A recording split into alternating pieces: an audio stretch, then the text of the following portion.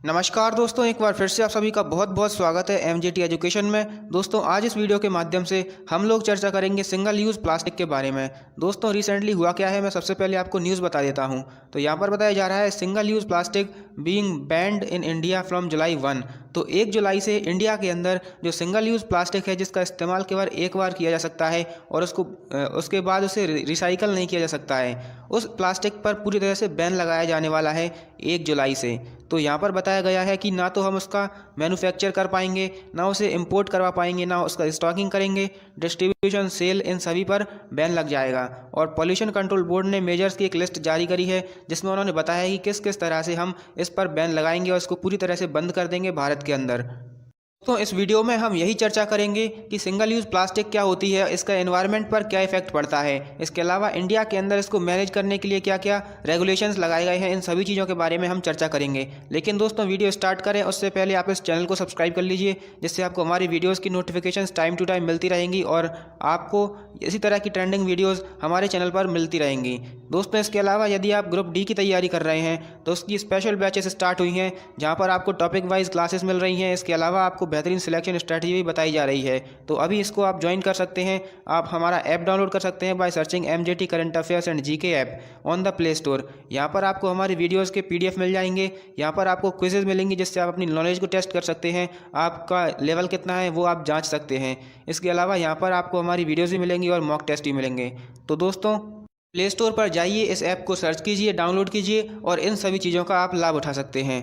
तो चलिए अब स्टार्ट करते हुए जान लेते हैं कि सिंगल यूज़ प्लास्टिक आखिर होती क्या है। दोस्तों सिंगल यूज़ प्लास्टिक ऐसी प्लास्टिक होती है जिसका केवल एक बार यूज़ किया जा सकता है, उसके बाद हम उसको फेंक देते हैं। वन टाइम यूज़ जो प्लास्टिक होती है उसे ही हम सिंगल यूज़ प्लास्टिक कहते हैं। इनमें कई सारी चीज़ें आती हैं जैसे plastic bags, food containers, disposable cutlery, straws and stirrers, इन सभी चीज़ें आती हैं। जैसे मैं आपको जनरली बताऊं तो कई सारी जो पॉलीथीन्स होती हैं वो भी इसमें आती हैं। कई सारी जो हम प्लास्टिक की चम्मच वगैरह इनको इस्तेमाल करते हैं, जो हम खाने पीने के लिए इस्तेमाल करते हैं चीज़ें, वो भी इसमें आती हैं। तो वो सारी चीज़ें सिंगल यूज़ प्लास्टिक के अंदर आती हैं और उन पर बैन लगाने की बात कही जा रही है। इसमें कुछ प्लेट्स वगैरह, कप्स वगैरह ऐसी चीज़ें भी आती हैं जो कि एनवायरनमेंट के लिए बहुत ज़्यादा घातक हैं।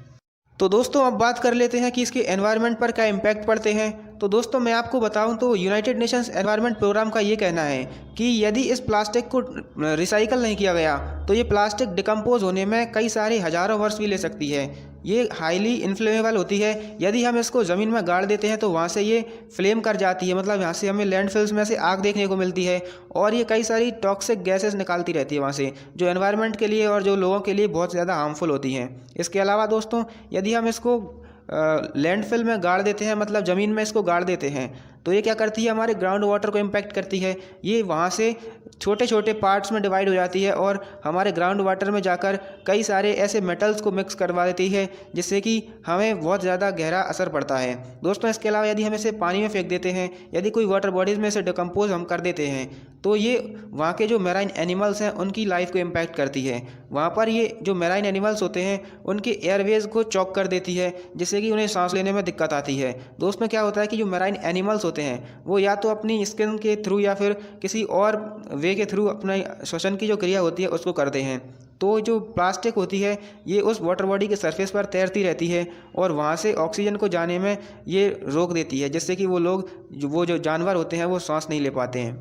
दोस्तों अब बात कर लेते हैं कि प्लास्टिक वेस्ट मैनेजमेंट का इंडिया में क्या स्टेटस है। अभी तक भारत सरकार ने क्या क्या कदम उठाए हैं प्लास्टिक वेस्ट को मैनेज करने के लिए। तो सबसे पहली बार 2016 में इंडिया की सरकार के द्वारा ये बोला गया था कि हम जो नॉन रिसाइकलेबल प्लास्टिक वेस्ट है और जो मल्टी लेयर्ड पैकेजिंग होती है उस पर मार्च 2018 तक पूरी तरह से बैन लगा देंगे और इसमें ऐसे प्रोडक्ट शामिल होंगे जिनका साइज़ जिनकी थिकनेस लेस देन 50 माइक्रोन है, मतलब 50 माइक्रोन से कम साइज़ वाले प्रोडक्ट्स को हम पूरी तरह से बैन कर देंगे इंडिया के अंदर। और 50 माइक्रोन का जो साइज़ होता है वो ह्यूमन हेयर की से भी पतला होता है, मतलब आप समझ सकते हैं कि इंसान का बाल कितना पतला होता है, उससे भी पतले पतले जो प्रोडक्ट होते हैं, जो प्लास्टिक के प्रोडक्ट हैं, उन पर बैन लगाया जाएगा बाय मार्च 2018। ये ऐसा भारत सरकार ने कहा था 2016 में, लेकिन 2016 में उन्होंने SUPs के बारे में कुछ नहीं कहा, मतलब जो सिंगल यूज़ प्लास्टिक होती हैं उनके बारे में कुछ नहीं कहा था। तो इन रूल्स को 2018 में अमेंड किया गया। इसके बाद दोस्तों जो वर्ल्ड एनवायरनमेंट डे है 2018 का, तब इंडिया ने ये निर्णय लिया, इंडिया ने ये करी ये शपथ लिया कि हम 2022 तक जो सिंगल यूज़ प्लास्टिक है उसको पूरी तरह से ख़त्म कर देंगे। और लास्ट ईयर अगस्त की बात है दोस्तों, इंडिया ने ये अनाउंस किया था, सेंट्रल गवर्नमेंट ने, कि हम सिंगल यूज़ प्लास्टिक पर पूरी तरह से बैन लगा देंगे बाय द जुलाई 2022। तो जुलाई 2022 की बात उन्होंने करी थी और अब 1 जुलाई 2022 से ही प्लास्टिक पर पूरी तरह से बैन लगाया जाने वाला है, जो कि सिंगल यूज़ प्लास्टिक है हमारी। इसमें मिनिस्ट्री ऑफ एनवायरनमेंट ने एक नोटिफिकेशन जारी किया और plastic waste management amendment rules 2021 के अनुसार उन्होंने कहा कि जो प्लास्टिक वेस्ट है, जो हमारा सिंगल यूज़ प्लास्टिक है, उस पर हम ना तो उसकी मैन्युफैक्चरिंग करने देंगे, ना उसका इंपोर्ट, उसकी स्टॉकिंग, डिस्ट्रीब्यूशन, सेल और उसका इस्तेमाल, इन सभी चीज़ों पर पूरी तरह से बैन लगा दिया जाएगा, जिसमें पॉलीस्टीरीन और एक्सपैंडेड पॉलीस्टीरीन भी जैसे जो प्रोडक्ट हैं वो शामिल हैं। तो 1 जुलाई 2022 से ये बैन इम्प्लीमेंट होने वाला है। तो अब हम 1 जुलाई 2022 से सिंगल यूज़ प्लास्टिक का इस्तेमाल नहीं कर पाएंगे। इसके अलावा दोस्तों यहाँ पर ये सारे आइटम्स लिखे हुए हैं जिन पर बैन लगाया जाने वाला है। यदि आप चाहें तो इसको वीडियो को पॉज करके आप यहाँ पर इनको पढ़ सकते हैं। दोस्तों इसके अलावा अगर बात करें तो सेंट्रल पॉल्यूशन कंट्रोल बोर्ड, जो कि हमारी पॉल्यूशन से रिलेटेड समस्याओं को देखता है, उसने 2015 में एक स्टडी करी जिसमें उसने 60 शहरों के डेटा को एनालाइज़ किया। उसमें उन्होंने पाया कि जो इंडिया के लोगों के द्वारा 2011 से 12 के बीच में जो एक साल है, उसका जो प्लास्टिक जनरेशन है, प्लास्टिक वेस्ट 26,000 टन है, जो कि 4700 हाथियों के वजन के बराबर है।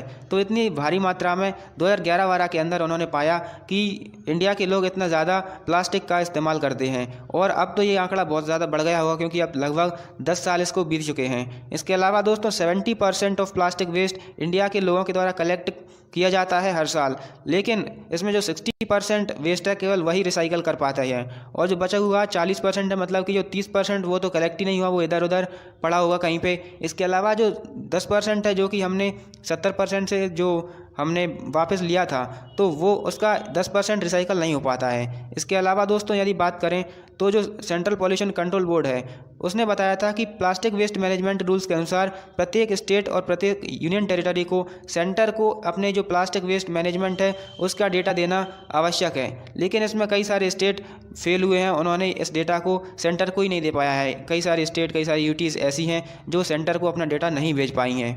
इसके अलावा दोस्तों रिसाइकलिंग ऑफ वेस्ट की बात करें तो इंडिया के अंदर जो पूरा का पूरा प्लास्टिक वेस्ट है, उसमें 94% ऐसी चीज़ें हैं जिन्हें हम रिसाइकल कर सकते हैं, ये रिसाइकलेबल हैं। लेकिन बात यह है कि इंडिया के अंदर 70% ही वेस्ट को हम कलेक्ट करते हैं, जैसा कि मैंने आपको बताया, और उसमें से 60% जो वेस्ट है उसी को हम रिसाइकल कर पाते हैं, और बाकी बचा हुआ जो वेस्ट है वो लैंडफिल्स में चला जाता है, सी में चला जाता है, इसके अलावा एनर्जी प्लांट्स में चला जाता है। तो ये सारी चीज़ें यहाँ पर हमें रिसाइकलिंग के क्षेत्र में देखने को मिलती हैं।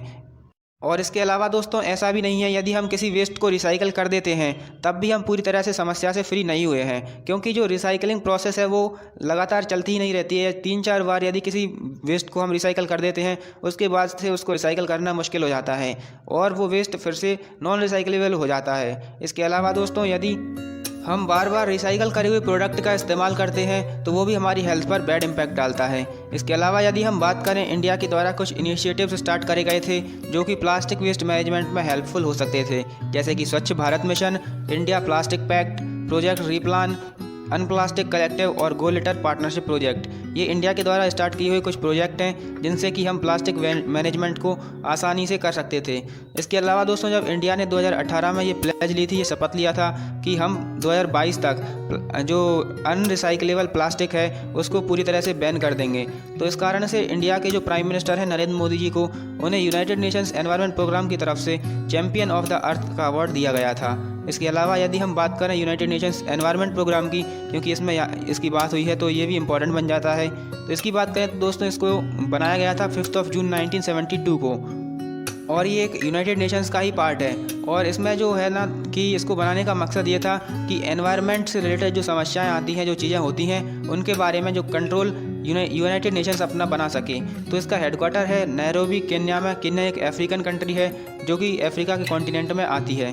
दोस्तों इसके फंक्शंस की बात करें तो जैसा कि मैंने आपको बताया कि एनवायरनमेंट से रिलेटेड जो समस्याएं होती हैं, जो एजेंडा उन्हें चलाने होते हैं, जो उन्हें चीज़ें बतानी होती हैं, वो सब फंक्शन यहाँ पर एनवायरनमेंट से रिलेटेड फंक्शंस ये प्ले करता है। इसके अलावा दोस्तों इसके द्वारा कुछ रिपोर्ट भी जारी करी जाती हैं जिनमें इंपॉर्टेंट रिपोर्ट हैं, जैसे ग्लोबल एनवायरनमेंट आउटलुक रिपोर्ट और फ्रंटियर्स रिपोर्ट। ये दो रिपोर्ट बहुत ज़्यादा इंपॉर्टेंट हैं, इनमें यूनाइटेड नेशंस एनवायरनमेंट प्रोग्राम के द्वारा इनको स्टार्ट करी जाती हैं, तो ये चीज़ आपको याद रखना है। इसके अलावा इसके द्वारा कुछ कैंपेन्स भी चलाए गए हैं, जैसे कि बीट पॉल्यूशन, UN75 और world environment day, wild for life. तो ये चीज़ें यूनाइटेड नेशंस एनवायरनमेंट प्रोग्राम के द्वारा चलाई गई हैं। तो यहाँ पर यदि आपको कुछ भी याद ना रहे तो आप इन दोनों रिपोर्ट को याद जरूर रखना है, ग्लोबल एनवायरनमेंट आउटलुक और फ्रंटियर्स रिपोर्ट। ये दोनों रिपोर्ट एनवायरनमेंट प्रोग्राम के द्वारा ही रिलीज़ करी जाती हैं। ये चीज़ें आपको विशेषतः याद रखनी है। तो दोस्तों, उम्मीद है वीडियो आपको समझ पाए होंगे, और यदि आप टेलीग्राम चैनल को ज्वाइन करना चाहते हैं तो आप यहाँ पर MJT एजुकेशन सर्च करके ज्वाइन कर सकते हैं। यहाँ पर आपको लेटेस्ट अपडेट मिल जाएंगी, फ्री में PDF मिलेंगे और हमारी वीडियोज़ के क्विजेज़ भी मिलेंगे, जिससे कि आप अपनी नॉलेज को टेस्ट कर पाएंगे। इसके अलावा दोस्तों, जो ग्रुप डी के बैचेस स्टार्ट हुए हैं वहाँ पर भी आप ज्वाइन कर सकते हैं, जहाँ पर आपको टॉपिक वाइज क्लासेस मिलेंगी। और आप यदि ऐप को डाउनलोड करना चाहते हैं तो आप डाउनलोड कर सकते हैं by searching MJT current affairs app on the play store. दोस्तों, उम्मीद है वीडियो आपको समझ में आई होगी, आप काफ़ी ज़्यादा नॉलेज यहाँ से गेन कर पाए होंगे। वीडियो देखने के लिए आपका बहुत बहुत धन्यवाद। यदि वीडियो आपको पसंद आई हो तो इसको लाइक जरूर कीजिए।